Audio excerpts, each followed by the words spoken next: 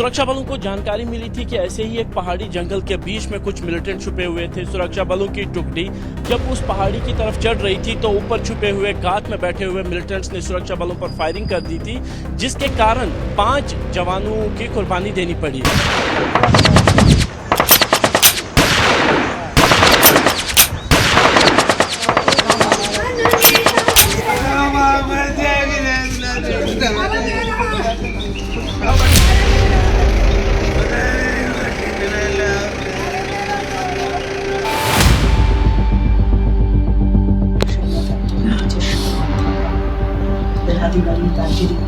अभी तो आएगा भी नहीं कभी वो वापस।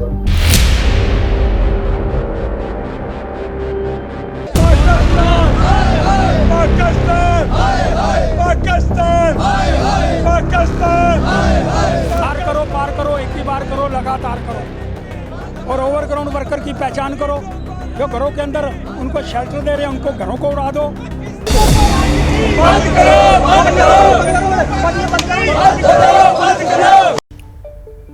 नमस्कार, very good morning. ABP news में आप सभी का बहुत स्वागत है। मैं हूं आपके साथ दीपा बाफिला। सुबह के 6 बज गए हैं। सबसे पहले बात होगी हिंदुस्तान बदला मांग रहा है। लेकिन जम्मू कश्मीर के डोडा में आतंकियों ने फिर एक बार कायराना हरकत की है। सोमवार को आतंकवादियों के साथ हुई मुठभेड़ में एक कैप्टन समेत 5 जवान शहीद हो गए। जम्मू डिवीजन के डोडा में 1 महीने के अंदर आतंकियों के साथ मुठभेड़ की ये 5वीं घटना है। दरअसल सेना को पहाड़ियों पर आतंकवादियों के छिपे होने की खबर मिली थी और जंगल के बीच कैप्टन के नेतृत्व में बेहद मुश्किल इलाके में आतंकियों का पीछा किया गया। एनकाउंटर में 5 जवानों ने देश के लिए प्राण न्यौछावर कर दिए और लगातार होते आतंकी हमले और जवानों की शहादत की खबर से देश भर में गुस्सा है। शहादत का बदला मांग रहा है हिंदुस्तान। आसमान से आतंकवादियों के निशान की तलाश की जा रही है। जमीन पर बख्तरबंद गाड़ियों के साथ मौजूद जवान चप्पे चप्पे पर सर्च ऑपरेशन चला रहे हैं।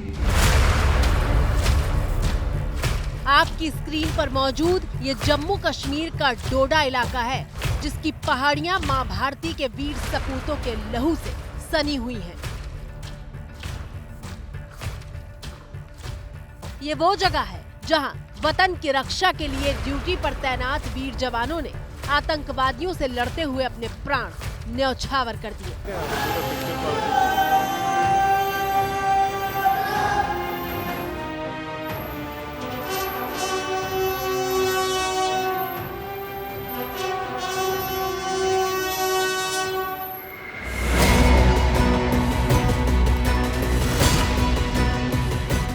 इस इलाके को देखिए, ये कोई आसान इलाका नहीं है। ऊंचे ऊंचे पहाड़ और इन पहाड़ पर मौजूद घने जंगल। जिस वक्त की तस्वीरें आप देख रहे हैं वो दिन का वक्त है, धूप खिली हुई है। लेकिन जरा सोचिए, जब देर रात यहाँ जवानों और आतंकवादियों के बीच मुठभेड़ चल रही थी तो ये समझ पाना कितना मुश्किल हो रहा होगा कि कौन कहाँ मौजूद है और अगली गोली किस तरफ से आने वाली है। मेरे पीछे ये वो जंगल का इलाका है जैसा का, जहां पे कल देर रात को हुई फायरिंग में सेना के 5 जवान शहीद हुए। ये डोडा में पिछले 15 दिनों में होने वाला तीसरा बड़ा हमला था, जिसमें विदेशी मिलिटेंट्स के होने का हाथ बताया गया। कश्मीर टाइगर्स ने इस हमले की जिम्मेदारी ली है। हमारे स्थानीय लोगों ने भी एनकाउंटर सुना, फायर सुने कि यहाँ एनकाउंटर हो रहा है। उन्होंने भी अपने इलाके में सूचना दी। बहुत ज्यादा खौफ में लोग हैं, आज बहुत डर में हैं कि कहीं दूसरी जगह ना घटना घट जाए। अभी जो वहाँ एनकाउंटर हो रहा है, क्या पता दूसरी साइड भी आ सकते हैं। सोमवार को 7:45 बजे खबर मिली कि डोडा में उरार बागी के जंगलों में आतंकवादियों का मूवमेंट हो रहा है। सेना में कैप्टन ब्रजेश थापा के नेतृत्व में जवानों ने आतंकवादियों का पीछा किया। रात हो चुकी थी, कुछ भी देख पाना मुश्किल था। रात 9 बजे आतंकवादियों को घेर लिया गया था, लेकिन पहाड़ी पर ऊंचाई वाले हिस्से में मौजूद आतंकवादियों ने फायरिंग शुरू कर दी।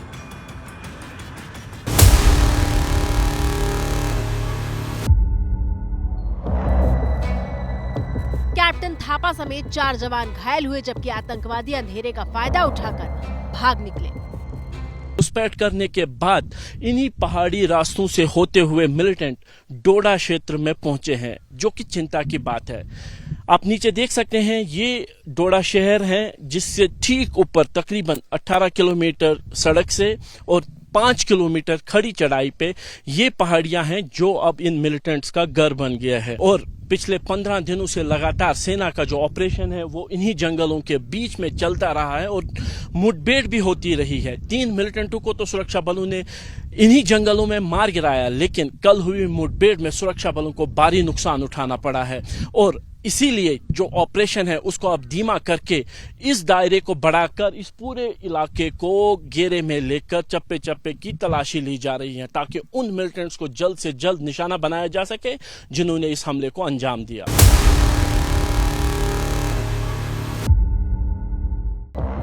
आपकी स्क्रीन पर कैप्टन ब्रजेश थापा की तस्वीर है, जिनकी उम्र सिर्फ 26 साल थी। कैप्टन थापा का परिवार दार्जिलिंग में रहता है। जरा ध्यान से सुनिए कैप्टन थापा की मां की बात, जो इस बात का एहसास कराएंगी कि देश की रक्षा के लिए अपनी जान न्यौछावर कर देने वाले सपूत की मां का कलेजा भी कितना बड़ा होता है। अपने बेटा को गुम ही कर दिया। अभी तो आएगा भी नहीं कभी वो वापस। कल रात को पता चला 11 o'clock को। वो तो बहुत ही डिसेंट था और ऐसे मतलब कंप्लेन कभी नहीं करता था। जैसे तो उसको आर्मी में जाना भी था, उसको बता भी रखा था हम लोग ने कि आर्मी में ज़्यादा लाइफ टफ होता है, क्योंकि उसने देखा हुआ है अपने पापा को। हमने बोला तो तुम या तो नेवी में जाओ या एयरफोर्स में, तो उसने वही फिर आर्मी में जाने के लिए सोचा। फिर गर्व तो होता ही है ना, देश के लिए कुछ किया उसने, है ना। 15 जनवरी को आर्मी डे के दिन कैप्टन थापा का जन्म हुआ था। ब्रजेश थापा 5 साल पहले ट्रेनिंग पूरी करने के बाद 2019 में आर्मी में कमीशन्ड हुए थे। 2 साल के लिए 10 राष्ट्रीय राइफल्स में तैनाती हुई थी। पिता ने नेवी में जाने की सलाह दी थी, लेकिन कैप्टन थापा ने आर्मी को चुना था।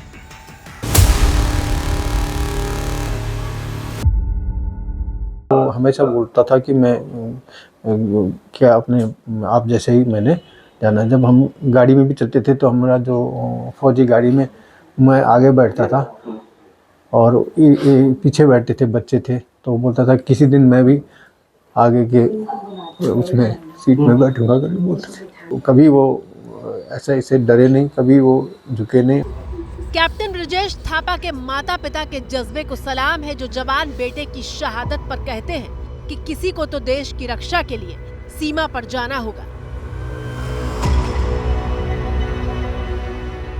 कैप्टन के साथ जो 4 जवान शहीद हुए उसमें सिपाही अजय सिंह भी हैं, जो राजस्थान के झुंझुनू के रहने वाले।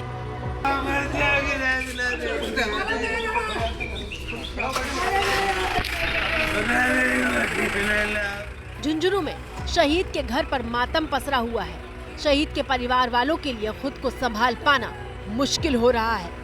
वो फरवरी में मेरा पिताजी खत्म हुआ था, तब आया था आखिरी बार। उसकी दिनों में आया था। 2 बच्चे थे, एक तो 3-4 साल का है, एक 1.5 साल का है।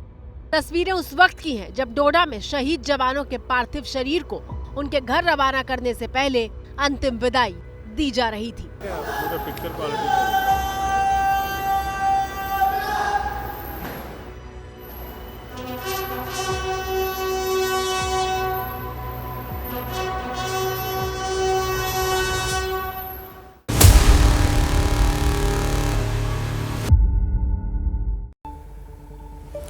लेकिन सवाल यह है कि आतंकी मुठभेड़ से लेकर आतंकी हमले तक की खबरें कश्मीर घाटी के बजाय अचानक से जम्मू रीजन से क्यों आने लगी हैं? दरअसल आतंकवादियों ने अपना पैटर्न बदल दिया है। डोडा हमले की जिम्मेदारी कश्मीर टाइगर्स ने ली है, जिसका संबंध जैश ए मोहम्मद से है और ये घात लगाकर हमला करने, बम विस्फोट में माहिर है। एबीपी न्यूज संवाददाता आसिफ कुरैशी हमले वाली जगह पर पहुंचे। आसिफ, ग्राउंड जीरो से आपको इस सवाल का जवाब दे रहे हैं कि आखिर डोडा की पहाड़ियां आतंकियों के लिए मुफीद क्यों साबित हो रही हैं?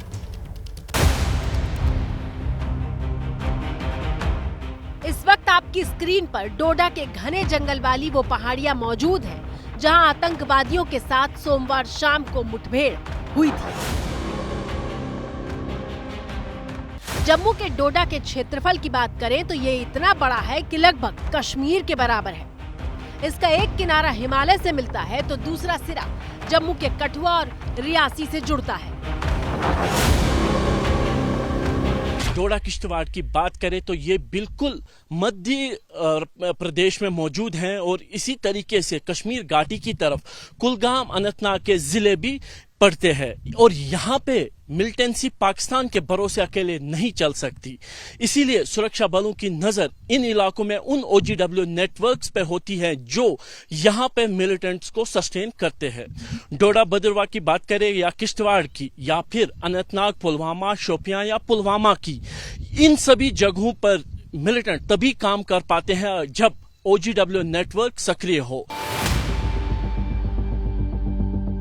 सोमवार को आतंकवादियों के साथ एनकाउंटर में शहीद कैप्टन ब्रजेश थापा की जब आखिरी बार अपने पिता से बात हुई थी तो उन्होंने बताया था कि 7 घंटे की चढ़ाई करके ड्यूटी के लिए जाना है। दुश्मनों से देश की रक्षा के लिए हमारे जवान इन मुश्किल पहाड़ी जंगलों के बीच घंटों चढ़ाई करके डटे रहते हैं। वो एक दिन पहले ऊपर से नीचे आया था, ऊपर पहाड़ी से, और दूसरे दिन फिर उसको वापस उधर ही जाना था क्योंकि कोई खबर है करके उनको बोला था कि मेरे को जाने का आदेश मिला हुआ है। तो फिर वो मैं 9:30 बजे बात किया, वो बोल रहा था मुझे 11 बजे स्टार्ट करना है यहाँ से। तो वो और 6 या 7 घंटे का क्लाइंब करना है ऊपर। यंग ऑफिसर्स को वहाँ पे रखते हैं, वो सबसे डिफ़िकल्ट जगह है ना वहाँ पे, तो इसलिए उसको वहाँ रखा था क्योंकि सबसे छोटा है, सबसे वो था। सबसे बड़ी बात यह है कि ये वो इलाका है जहां कोई बॉर्डर नहीं है, यानी LOC नहीं है। मतलब ये कि आतंकवादी घुसपैठ किसी और इलाके से करते हैं, लेकिन हमले और आतंकी गतिविधि के लिए इस इलाके को अपना अड्डा बनाते हैं क्योंकि यहाँ का टेरेन छुपने में उनकी मदद करता है और साथ ही सुरक्षा बलों पर घात लगाकर हमला करने में भी। सरहदों से दूर यहाँ पे जब मिलिटेंट इन्हीं पहाड़ी रास्तों से होते हुए आते हैं तो यहाँ पे इसी OG नेटवर्क की मदद से ये पहाड़ी घरों में रहते हैं, पहाड़ी गांवों में रहते हैं और जब सुरक्षा बलों को जानकारी मिलती है कि इस तरीके का कोई ऑपरेशन करने की, तो चूंकि ये ऊंचाई पे होते हैं तो नजर उनकी हमेशा सड़क पर रहती है और इसी कारण यहाँ पे ऑपरेशन केवल उसी समय किया जा सकता है जब सटीक जानकारी हो, पूरी जानकारी सुरक्षा बलों के पास हो। कि आज तक 10-15 साल हो गए तो बहुत अच्छी ढंग से हमें निकाले, तो आज तक हमें ये महसूस नहीं होता था कि हम क्या करते हैं, क्या बनाते हैं, आज़ादी थी। आज तो हमें 10 दिन हो गए बहुत टेंशन में। टेंशन ऐसी हो गई है कि तमाम अब हम लोग भी समझते हैं कि अगर ऐसा हालात हो तो हम भी भागेंगे यहाँ से, क्योंकि हम मजदूर आदमी हैं, हम कहीं मजदूरी शहर में जाकर करेंगे, वहीं कमरा बनाएंगे, वहीं बैठेंगे, तो इधर तो हमें हर तरफ से खतरा ही खतरा है। अगर आप सोच रहे हैं कि घुसपैठ कहीं और से कैसे हो रही है तो जवाब के लिए अगली तस्वीर देखिए।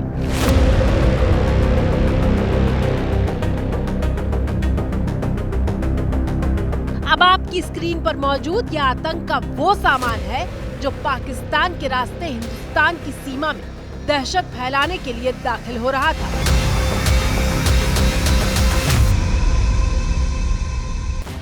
तीन AK-47 राइफल, 8 मैगजीन के साथ 4 पिस्तौल, 6 हथगोले, पाकिस्तान के निशान वाले ड्राई फ्रूट्स के पैकेट। 14 जुलाई को भारतीय सेना और जम्मू कश्मीर पुलिस के साथ ऑपरेशन धनुष 2 के तहत कुपवाड़ा के केरन सेक्टर में नियंत्रण रेखा पर घुसपैठ की कोशिश को न सिर्फ नाकाम किया गया था बल्कि 3 आतंकवादियों को मौत के घाट उतार दिया गया था। आतंकवादियों के घुसपैठ की योजना बनाने का सामान्य रूप से ये कारण है कि वो सामान्य स्थिति और विशेष रूप से अमरनाथ यात्रा को बाधित करने के उद्देश्य से भीतरी इलाकों में तोड़फोड़ और विध्वंसक गतिविधियों को अंजाम दे सके। इसीलिए पिछले कुछ हफ्तों से नियंत्रण रेखा पर और उसके आगे के क्षेत्र में हमारे सैनिकों का आक्रामक रूप से दबदबा रहा है। जम्मू इलाके में आतंकवाद सिर उठा रहा है। इस इलाके के स्थानीय निवासी भी कह रहे हैं कि आतंकवादियों को लोकल गाइड मदद कर रहे हैं जिनकी निशानदेही बेहद जरूरी हो चुकी है। चिंता भी इसी बात की है कि अगर इन पहाड़ियों पर मिलिटेंट्स का कब्जा हो गया तो सुरक्षा बलों के लिए एक नई चुनौती हो सकती है। 90 की दहाई में डोडा का ये इलाका काफी मिलिटेंसी ग्रस्त था, लेकिन 2000 में ऑपरेशन हिलका का चलाया गया, जो इन पहाड़ियों में सेना की मदद से चलाया गया और चप्पे चप्पे पर सेना के एक डिवीजन फौज ने उन सभी देशी विदेशी मिलिटेंटों को या तो मार गिराया या फिर भागने पर मजबूर कर दिया। और 23 साल बाद एक बार फिर वही स्थिति बनी हुई है कि इन पहाड़ों पर मिलिटेंट्स का कब्जा हो गया है। 70 से 80 मिलिटेंट अभी भी इन पहाड़ों पर सक्रिय है, जिनके खिलाफ ऑपरेशन छोटे पैमाने पर नहीं बड़े पैमाने पर चलाने की जरूरत है। लाइट अंदर ले जाओ, लाइट को। आतंकवादियों की छिपने में मदद किस तरीके से होती है उसकी एक तस्वीर देखिए। ये तस्वीर जम्मू कश्मीर के कुलगाम में एक घर के भीतर की है। जमीन पर कालीन बिछी हुई है, सामने अलमारी दिखाई दे रही है, लेकिन जैसे ही शख्स टॉर्च लेकर इस अलमारी के भीतर दाखिल होता है तो अंदर पूरा हाइड आउट दिखाई देता है।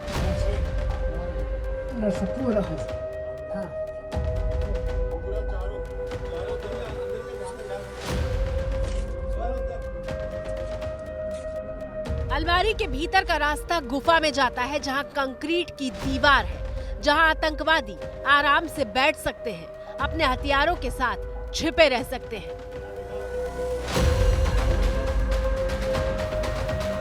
और अब बात सैलाब के बंधक बने उन लाखों लोगों की जो चीख चीख कर मदद की गुहार लगा रहे हैं। सैकड़ों गांव और दर्जनों शहर इस वक्त बाढ़ की चपेट में हैं, लेकिन कहीं राहत के नाम पर 5 किलोग्राम के पैकेट पहुंचाए जा रहे हैं तो कहीं आश्वासन के घूंट लोगों को पिलाए जा रहे हैं। देखिए आंखें खोलने वाली यह हमारी ग्राउंड रिपोर्ट।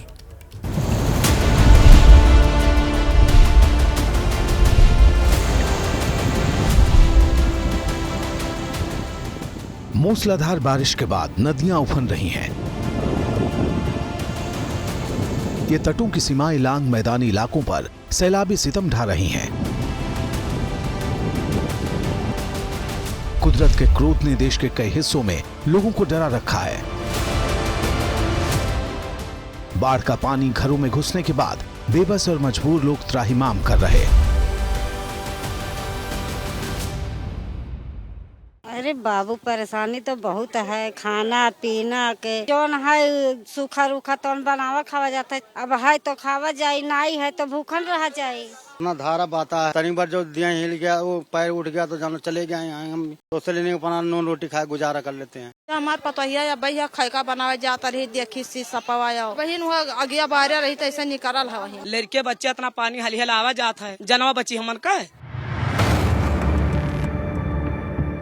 यूपी के कई जिले में बाढ़ पीड़ितों की हालत ऐसी है कि ओढ़ें क्या और बिछाएं क्या, पास में कुछ नहीं बचा। सिद्धार्थनगर में करीब 400 गांव प्रभावित हैं। यहाँ के खैरी शीतल प्रसाद गांव का ये हाल देखिए, ये टापू में तब्दील हो चुका है। श्मशान तक पानी में डूब चुका है। राप्ती और बूढ़ी राप्ती के उफान ने पूरे इलाके को पानी पानी कर रखा है। 10 दिन हो गए, लेकिन यहाँ बाढ़ का पानी उतरने का नाम नहीं ले रहा। लोग छतों पर ठिकाना बनाने को मजबूर हैं। तकरीबन 400 गांव जो हैं वो सिद्धार्थनगर जिले के कुछ इसी तरह से राप्ती और बूढ़ी राप्ती नदी के चपेट में हैं और लोगों को आशियाना अपना छतों के ऊपर बनाना पड़ रहा है। मकान आपके डूब गए? हाँ, छपरा हुआ तो कुल पानी चढ़ गवा तो भाग के यहाँ न बोही में 10 पलवार हान का न सूतक जगह न बैठक जगह। राशन पानी कुछ पहुंचा यहाँ पे? राशन कुछ नहीं पहुंचा सर, यहाँ लगा कुछ भी नहीं मिला सर हमको। सरकार की ओर से कुछ मदद कुछ सहायता पहुंची? कुछ नहीं अभी लड़के तब बच्चे नहीं कुछ पाए नहीं। अब उन्नाव के हालात देखिए। गंगा का पानी यहाँ के एक बड़े इलाके को टापू में बदल चुका। यहाँ एसडीएम राहत सामग्री लेकर पहुंचे थे। एक पॉलिथीन के पैकेट में बमुश्किल 3 से 4 किलोग्राम की राहत सामग्री। साहब ने मदद दी तो मजबूर बाढ़ पीड़ितों ने ले ली। लेकिन जरा देखिए, इतने भर की राहत इस आफत में बाढ़ पीड़ितों के पूरे परिवार को कैसे उबार पाएगी। बाढ़ ने लोगों को जल बंधक बना रखा है। संकट कब खत्म होगा कुछ भी कहना मुश्किल है, लेकिन इतनी भर राहत सामग्री एक परिवार में कब तक चलेगी अंदाजा लगाना मुश्किल नहीं।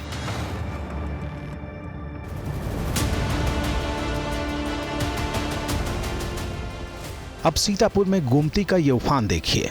इसने तीर्थ स्थल नैमिषारण्य के घाटों को डुबो दिया है। दशाश्वमेध घाट डूबा। राजघाट की बेदिया भी अब सीतापुर में डूबने की कगार पर है। गोमती नदी का आप देख रहे हैं जलस्तर जो है बढ़ता जा रहा है और ये राजघाट है जहां पर आप देख रहे हैं कि मुख्यमंत्री योगी आदित्यनाथ का ड्रीम प्रोजेक्ट अब वो डूबने लगा है। बनारस में पतित पावनी गंगा रौद्र रूप में है। घाटों की कई सीढ़ियां डूब चुकी, पानी तेजी से ऊपर की तरफ चढ़ रहा, जल स्तर हर घंटे कई सेंटीमीटर तक बढ़ जा रहा है। गंगा जी का जलस्तर लगातार बढ़ रहा है, काफी नजदीकी गहरा पानी है। पर्यटकों को लगातार अलर्ट किया जा रहा, गहरे पानी से दूर रहने की हिदायत है। छोटी नाव पर रोक लगाई जा चुकी है। हर पर्यटक को जीवन रक्षक जैकेट के साथ ही नाव में बैठने की सलाह दी गई है। किसी भी खतरे से निपटने के लिए जल पुलिस और एनडीआरएफ की टीम मुस्तैद है। वाराणसी और आसपास के जनपद में जो प्रमुख नदियां हैं उसका जलस्तर लगातार बढ़ रहा है। गंगा नदी की बात कर लें तो तकरीबन 4 से 5 सेंटीमीटर प्रति घंटे की रफ्तार से वृद्धि हो रही है। उधर 80 की बात कर लें, तुलसी घाट की बात, तो वहां का संपर्क जो है वो अब टूट सा गया है। इसके अलावा जो प्राचीन गंगा आरती जहां पर की जाती है वहां पर भी पानी अब पहुंच चुका है। खंडवा में भारी बारिश के बाद नदी नाले उफान पर हैं। शहर की 3 पुलिया में पानी भर गया। यहाँ 3 से 4 फीट तक पानी जमा हो गया। फिर भी लोग जान जोखिम में डालकर इसे पार करते नजर आए। केरल के एर्नाकुलम का भी हाल अलग नहीं, जहाँ मंदिर के परिसर में पानी भर गया और लोगों को इसके बीच से होकर जाने के लिए कई मुश्किलों का सामना करना पड़ा। और देखिए, नेपाल में बरस रहे बादल हमारे देश के कई राज्यों में भी बर्बादी की वजह बन रहे हैं। नेपाल में हो रही बरसात से बिहार और यूपी का बड़ा इलाका बाढ़ की जद में है। हालात ये हो चुके हैं कि नेपाल की सीमा से लगते कई गांवों में लोगों को घरों में कैद रहना पड़ रहा है। ऐसे ही एक गांव में बाढ़ की बेबसी जानने के लिए एबीपी न्यूज की टीम पहुंची। ये रिपोर्ट आप देखिए। यूपी के सिद्धार्थनगर में राप्ती और बूढ़ी राप्ती नदी ने भयंकर तबाही मचाई हुई है। हमारी मौजूदगी फिलहाल सिद्धार्थनगर के खैरी गांव में है। आप तस्वीर देख पाएंगे कि पानी का जो लेवल है मेरे घुटने के करीब है और साफ तौर से इससे भी ज्यादा पानी अगर हम आगे जाएंगे गांव में तो वहां पर देखने को दिखेगा। और इसके साथ साथ अगर दाहिने ओर अगर आपको दिखाएं तो सामने आपको घर दिखेगा। इसके साथ साथ कई पेड़ दिखेंगे जो तने से भी ज्यादा ऊंचाई तक डूबे हुए आपको नजर आएंगे।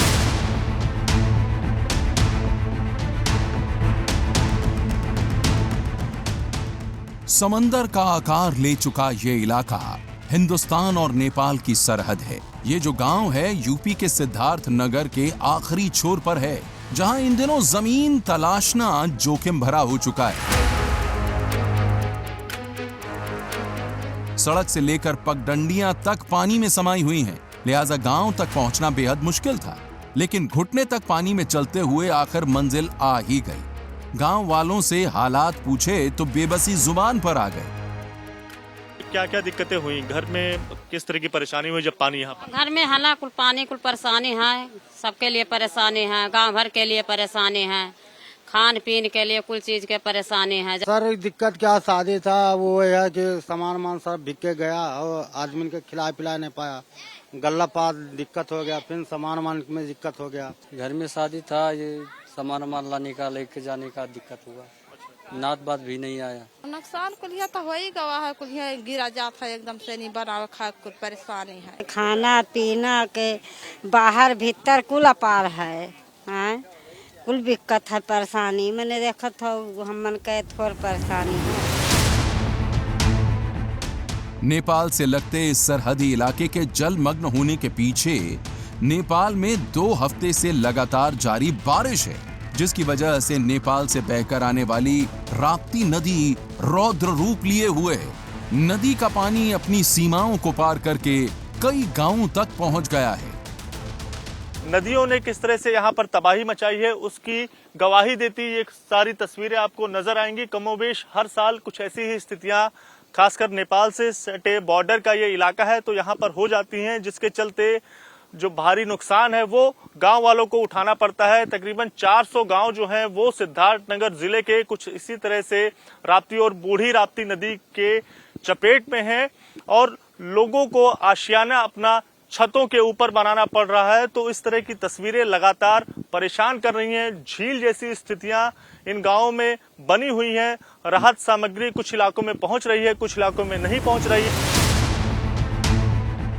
सिद्धार्थनगर के करीब 400 गांव राप्ती नदी के उफान में समाये हुए हैं। कई मकान टापू की शक्ल ले चुके हैं। हालात ये हैं कि अनहोनी की आशंका से लोगों ने घर की छतों को ठिकाना बनाया हुआ है। पानी का लेवल जो है वो आपको पेड़ के तने के करीब पहुंचता हुआ नजर आएगा। इसके साथ साथ अगर तस्वीरें आपको घर की दिखाएं तो लोगों का जो ठिकाना है फिलहाल वो छतों के ऊपर बना हुआ है। सारा सामान वो लोग बाढ़ के पानी से बचाने के लिए छतों के ऊपर उन लोगों ने रख दिया है। और कब तक ये पानी का जो स्तर है, लेवल है, ये कब नीचे जाएगा और कब उन तक राहत की सामग्री जो है वो पहुंचेगी, ये अब भी सबसे बड़ा सवाल बना हुआ है। हमारे जागहन आई है, जागहन आई हमारे है तो थोड़े जगह परत रहा, छपरा हुआ तो कुल पानी चढ़ गवा, तब भाग के यहाँ न बुही में 10 पलवार हन कहूँ न सूतक जगह न बैठक जगह। हमन का परेशानी इतना पानी भरा है, लड़के बच्चे इतना पानी हलिहलावा जाता है, तो अब लड़के बच्चे कहूँ बूढ़े बह जाइए कि बच्ची हैं वहाँ जनवा बची हमन का सब बिछे निकलत हैं। अब पानी भरा है तो निकलबे करिए, घर में आइबे करिए तो उन्हें क्यों मार दिए थे क्यों भगा। राशन कुछ पहुँचा मिला सरकार? वही ना। फिलहाल बाढ़ प्रभावित इलाकों में राहत सामग्री पहुंचने लगी है। साथ ही बाढ़ का पानी भी कम होने पर महामारी के खतरे से निपटने के लिए दवाइयां भेजी जा रही हैं। यहाँ से आप तस्वीरें देखिए किस तरह से बूढ़ी राप्ती नदी का जल स्तर खतरे के निशान के ऊपर है और इसने आसपास के इलाकों में लोगों को काफी ज्यादा नुकसान पहुंचाया है। तकरीबन 50 से भी ज्यादा जो गांव हैं वो इस इलाके के आसपास जो बने हैं वहां पर इस नदी का पानी जब पहुंचा है तो उनके घरों में पहुंचा है और जिसके बाद अभी भी पानी जो है वो उनके घरों में भरा हुआ है और काफी ज्यादा नुकसान जिसके चलते उन्हें हो गया है। दाहिनी ओर अगर आप देख पाएंगे तो ये जो शमशान घाट यहाँ पर बना हुआ है ये भी पूरी तरह से यहाँ पर बाढ़ में डूबा हुआ नजर आ रहा है। इसके साथ साथ जो नदी जो है वो अभी भी अपने पूरे वेग के साथ आगे लगातार बढ़ रही है और कई इलाकों को नुकसान पहुंचा रही है। सिद्धार्थनगर ही नहीं, नेपाल में बरस रहे बादल यूपी के कई और जिलों के लिए भी आफत लेकर आए हैं। इन्हीं में गोरखपुर भी शामिल है। गोरखपुर में राप्ती और रोहिन नदी ने भयंकर तबाही मचाई है। अब तक 48 गांवों को अपने लपेटे में ले लिया है, जिसके बाद जनजीवन काफी ज्यादा अस्त व्यस्त हो गया है। हमारी मौजूदगी को देखकर आपको ऐसा लगेगा कि मैं किसी टापू पर मौजूद हूं, लेकिन आपको बता दें कि ये गोरखपुर का उत्तरी कोलिया गांव है और इसके आसपास की अगर आपको तस्वीरें दिखाना चाहें तो किस तरह से इसके हर ओर या फिर कहें चारों ओर पानी ही पानी आपको नजर आएगा। काफी ज्यादा नुकसान इस इलाके में हुआ है। लोगों को अपना आशियाना, अपना ठिकाना छोड़कर ऊपर सड़क के किनारे शरण लेनी पड़ी है और कई सारे जो मकान हैं वो भी आपको डूबे हुए नजर आएंगे। गोरखपुर और बस्ती की तरह सैलाब के खौफ में सिमटी काशी भी है, जिसकी वजह है वाराणसी में गंगा का लगातार बढ़ता जल स्तर। वाराणसी में गंगा का जल स्तर 20 मिलीमीटर की रफ्तार से बढ़ रहा है और खतरे के निशान तक आ गया है। कई घाट पानी में समा चुके हैं। एहतियातन गंगा में छोटी नाव के संचालन पर पूरी तरह से पाबंदी लगा दी गई है। ये वाराणसी के घाटों की हम तस्वीर आपको दिखा रहे हैं कि अब लगभग जो घाटों का संपर्क है वो टूट चुका है। इसके अलावा प्रशासन की तरफ से दिशा निर्देश दिया जा रहा है कि छोटी नावों को अब नहीं चलाया जा सकेगा। बड़ी नावों में भी सख्ती कर दी गई है। निर्धारित लोगों के साथ ही सफर करने का आदेश दिया गया है। साथ ही लाइफ जैकेट पहनना पूरी तरह से अनिवार्य है। और गंगा नदी की बात कर लें तो तकरीबन 4 से 5 सेंटीमीटर प्रति घंटे की रफ्तार से वृद्धि हो रही है। सिद्धार्थनगर से श्रावस्ती और बस्ती से बनारस तक यूपी में 17 जिले बाढ़ की चपेट में हैं। और इस वक्त एक बड़ी खबर यूपी से है। सियासी उठापटक के बीच सीएम योगी ने मंत्रियों की बैठक बुलाई है। 10 सीटों पर उपचुनाव होने वाले हैं। खास रणनीति इसको लेकर बनाई जाएगी। साथ ही सोशल मीडिया को लेकर भी प्लान तैयार किया जाएगा। लखनऊ में सुबह 11 बजे का वक्त जब मीटिंग शुरू होगी। तो बड़ी खबर, आज सीएम योगी ने ये बैठक बुलाई है। उपचुनाव जो होने वाले हैं उसको लेकर रणनीति तैयार की जाएगी। साथ ही ये बैठक शुरू होगी 11 बजे। नमस्कार, मैं हूं ज्योतिषाचार्य संजीव शांडिल्य त्यागी। भाग्य की बात में आपका स्वागत है। आइए सबसे पहले आज का पंचांग देखते हैं। आज संवत 2081 आषाढ़ शुक्ल पक्ष की एकादशी तिथि प्रातः 9:02 तक रहेगी। उसके बाद द्वादशी तिथि आरंभ हो जाएगी। आज 17 जुलाई 2024 बुधवार का दिन है। आज अनुराधा नक्षत्र, शुभ योग तथा वणिजकरण है। आज चंद्रमा का राशि संचार सारे दिन वृश्चिक राशि से रहेगा। आज राहु काल दोपहर 12 बजे से दोपहर 1:30 तक रहेगा। आज यमघंटक योग प्रातः 7:30 से प्रातः 9 बजे तक रहेगा।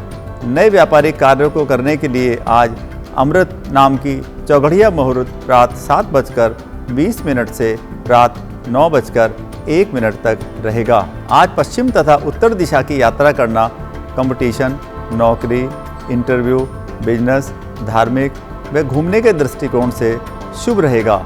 डॉक्टरी सलाह तथा मेडिकल जांच के लिए शुभ समय दोपहर 12:30 से दोपहर 2:40 तक रहेगा। कॉरपोरेट व company affair, industrial dispute, property separation व सिविल मैटर से संबंधित मुकदमा दायर करने के लिए एवं एडवोकेट से मिलने हेतु शुभ समय दोपहर 12:32 से दोपहर 2:45 तक रहेगा। अब बात करते हैं आकाश में ग्रहों के आज के गोचर की। चंद्रमा तथा ग्रहों के इस गोचर के आधार पर नित्य राशियों की प्रिडिक्शन की जाती है।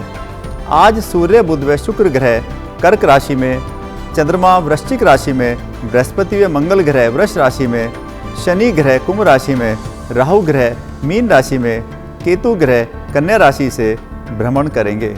अब बात करते हैं 12 राशियों के आज के राशिफल की। मेष राशि वालों के लिए आज का दिन सावधानी से बिताने का दिन है। मानसिक स्वास्थ्य का विशेष ध्यान रखें। क्रोध, अनिद्रा तथा पेट से संबंधित बीमारी हो सकती है। नकारात्मक विचारों की तीव्रता बढ़ सकती है। चंद्रमा के अष्टम भाव से भ्रमण के कारण तनाव व वाद विवाद की घटनाएं हो सकती हैं। कार्यस्थल पर कार्य के दौरान पूरा फोकस रखें। वृष राशि वालों के लिए आज का दिन मिश्रित प्रभाव को ला रहा है। स्वास्थ्य ठीक रहेगा तथा मनोबल बढ़ा रहेगा। जीवन साथी के स्वास्थ्य संबंधी एवं साझेदारों के साथ धन संबंधी इशू हो सकते हैं। ऑफिस से संबंधित प्रोजेक्ट कार्य के लिए बाहर जाना लाभदायक रहेगा। मिथुन राशि वालों के लिए आज का दिन मिश्रित प्रभाव को ला रहा है। स्वास्थ्य की अनदेखी ना करें। कान, गले व पीठ दर्द की समस्या हो सकती है। विरोधियों को कमतर आंकना ठीक नहीं होगा। उनकी गतिविधियों पर ध्यान देने की जरूरत है। प्रॉपर्टी संबंधी डील में नुकसान हो सकता है। कर्क राशि वालों के लिए आज का दिन नई ऊर्जा व आनंद को ला रहा है। स्वास्थ्य उत्तम रहेगा। संतान से संबंधित रुका कार्य पूरा होगा, लेकिन प्रणय संबंधों में कोई महत्वपूर्ण निर्णय ना लें। चांदी, चावल, मिल्क प्रोडक्ट, लैपटॉप, कंप्यूटर तथा इलेक्ट्रॉनिक गैजेट से संबंधित कारोबारियों के बिजनेस में मजबूती रहेगी। सिंह राशि वालों के लिए आज का दिन मिश्रित प्रभाव को ला रहा है। स्वास्थ्य पर विशेष ध्यान दें। नियमित योग, प्राणायाम या स्पोर्ट्स संबंधी गतिविधि में भाग लेना अच्छा रहेगा। आर्थिक दृष्टि से बढ़िया दिन है। कन्या राशि वालों के लिए आज का दिन हर्ष व उत्साह से भरा रहेगा। स्वास्थ्य अच्छा रहेगा। मनोबल तथा पराक्रम नेक्स्ट लेवल के रहेंगे। कारोबार तथा जॉब में आगे बढ़ने के कई मौके मिल सकते हैं। प्रणय संबंधों में सूझबूझ बनी रहेगी, लेकिन छोटी बहन से संबंधित कोई समस्या उत्पन्न हो सकती है। तुला राशि वालों के लिए आज का दिन खुशियों से भरा रहेगा। स्वास्थ्य अच्छा रहेगा। बढ़े हुए आत्मविश्वास के कारण व्यक्तित्व प्रभावशाली बना रहेगा। शारीरिक समस्या दूर होगी। अनुशासित जिंदगी जीने का प्रयास सफल रहेगा। कारोबार में साख बढ़ेगी। स्थायित्व आएगा। आपसी बातचीत के दौरान शांत व सहज रहें। वृश्चिक राशि वालों, आज का दिन सावधानी से गुजारें। स्वास्थ्य पर विशेष ध्यान दें। स्वभाव में घबराहट व चिड़चिड़ापन हो सकता है। नियमित अभ्यास तथा वर्कआउट करें। कुछ घटनाएं आपके अंदर क्रोध उत्पन्न कर सकती हैं। ड्रिंक व ड्रग्स से बचना चाहिए। धनु राशि वालों, आज का दिन देखभाल व शांत रहकर गुजारें। मानसिक स्वास्थ्य की बेहतरी के लिए सूर्योदय से पहले उठना शुभ रहेगा। चंद्रमा के 12वें घर से नीच राशि में संचार शुभ नहीं है। व्यक्तिगत संबंधों में तनाव तथा मतभेद हो सकते हैं। मकर राशि वालों के लिए आज का दिन अच्छे पलों को ला रहा है।